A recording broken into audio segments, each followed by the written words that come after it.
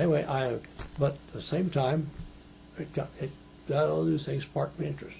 And then at that time, then I don't know who came by the first time. John Green went down, and they had the Northwest, what do they call Pacific Northwest Expedition. Expedition, yeah. And they'd done that, but I wasn't there. I was they just across the street, but I. You never met Tom Slick or anything? No, I wasn't interested. Kind of famous guy, like millionaire. Yeah, that's right. Globe-trotting. Yeah. And John told me that he was a guy that he had them with a rifle ready all the time. He was out there. It was like they were going to be shot. We're going to get shot the next instant, you know. Do you think they were out to shoot a Sasquatch, or were they just afraid they might have to defend themselves? I think what he was saying, they're dangerous and love to kill you. Like maybe on the streets of Willow Creek. Yeah, right. Well, I don't know about that. Well, anyway, he was. I didn't know Tom Slick, and I didn't know any guys at that time. Now, Peter Burns' brother was here. I remember seeing him. I didn't remember seeing Peter. I probably did. I just didn't know, didn't pay attention. And then I don't know what it was that after then Betty Allen got me interested, and things got the word out. Then they started stopping in the stores. Well, first off, it was Roger Patterson that started coming to see me. And when did you first meet him? I don't know. I can't tell you. But was I can tell you 66 or 60? I don't know. I can tell you it was before this book was written. That was 66, 66, right? yeah, and I think he got started in like 63 or something like that, wasn't Well, it? I know that he had to because, in fact, he gave me this book. Do you mind if I take a picture of that? No, I don't care. He's got an inscription here from Roger Patterson. That's amazing. Let me make sure I got this right here. That's great. Maybe one more. Just up close. Yeah, I mean, it's so sad that Roger passed away so early. You know, I never got a chance to see him alive. But you know, I was just a little kid when I all this was stuff happened. surprised. I was surprised that he lived that long. But see, he had Hodgkin's disease. Yeah, he was looking pretty ill and thin. Some Well, of his later. that's right. And he, Did you see this? I know. Oh, I'm sorry.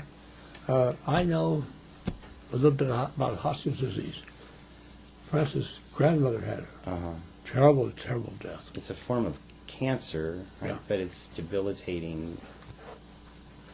How is it in the lymph system or the It's nerves? lymph the nodes and nerves? everything. I guess from what I recall, they said she had bumps all over her body.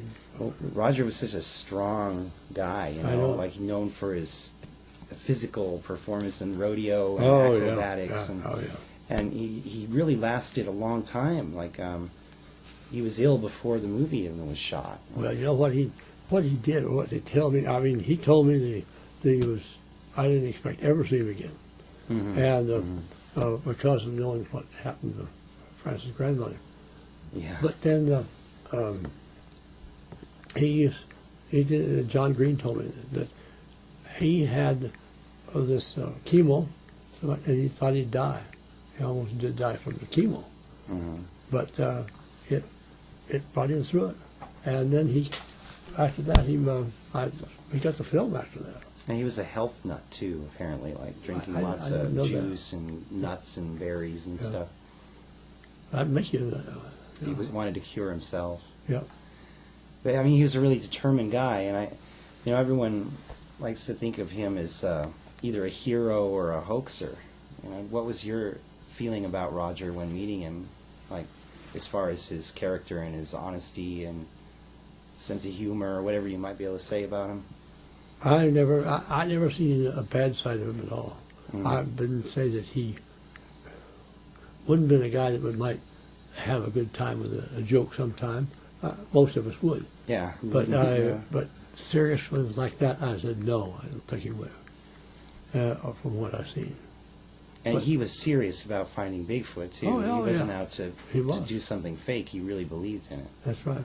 And you can see all the research he did to make that book was quite a bit there. Well, especially in that time. I mean, the Abominable Snowman book by Sanderson came out in like 61, Yep. and then this one is pretty much the next book.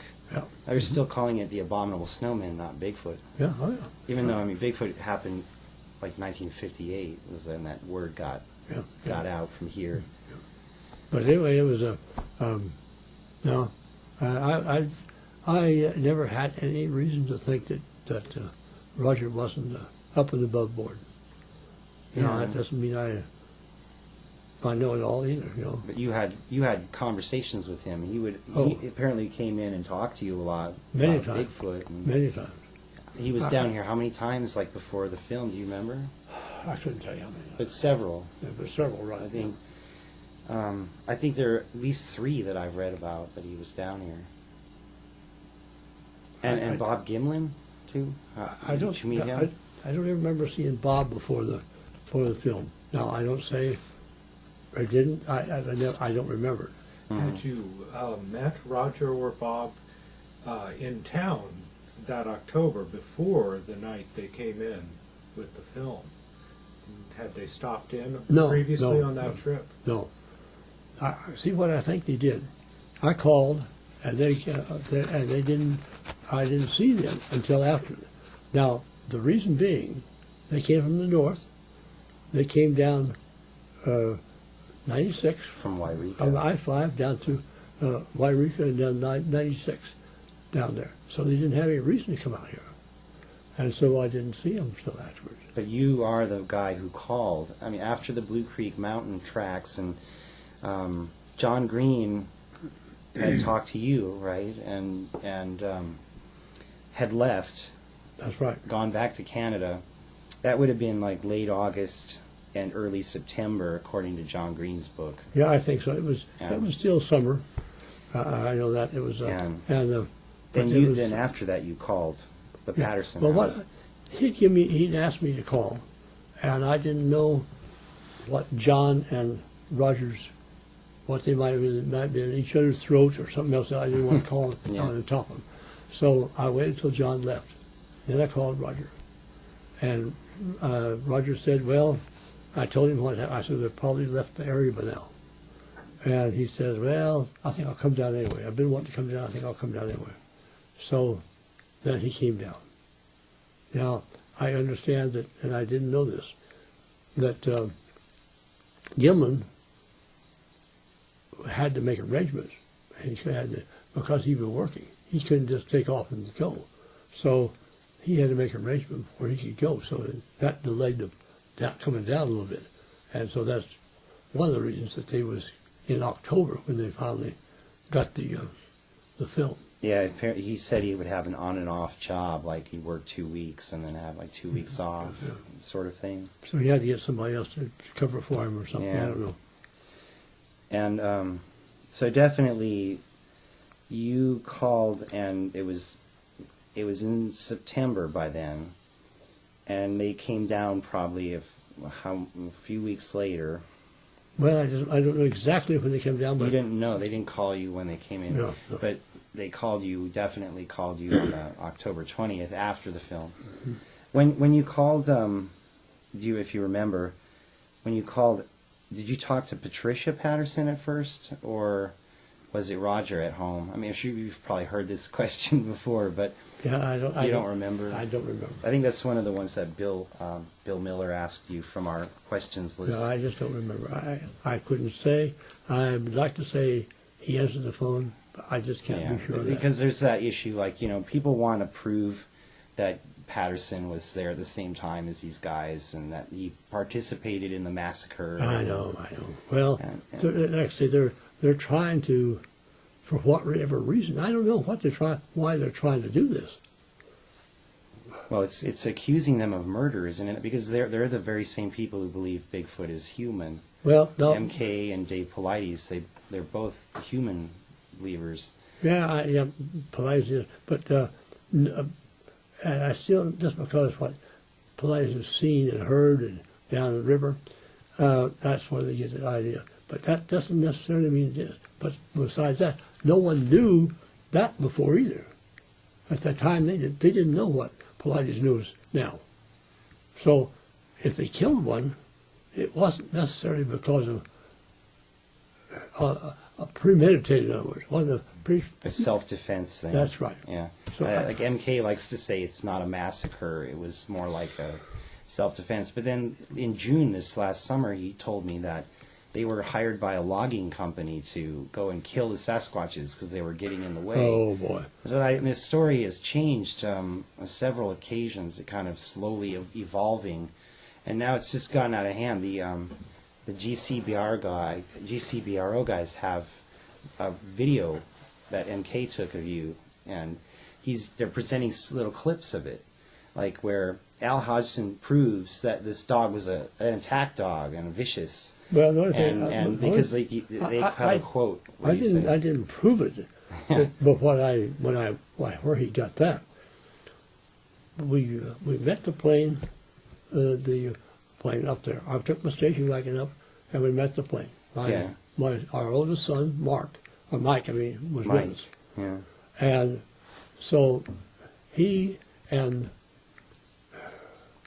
the handler, I guess, was in the back.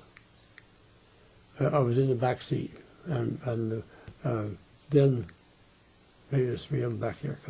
John, then there was John and I was driving, and John and then Dee Hendon. So Yes, that was 4 adults and one. This guy wasn't there with you then at that time. I don't think so. I don't know who he is. The story in John Green's book basically says, thanks to Al Hodgson, we were met with provisions at the Orleans airport.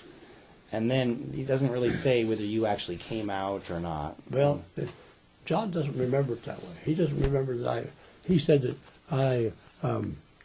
Pat Buttram come with a Jeep for him. Well, Pat Buttram didn't even know this was going on at that time.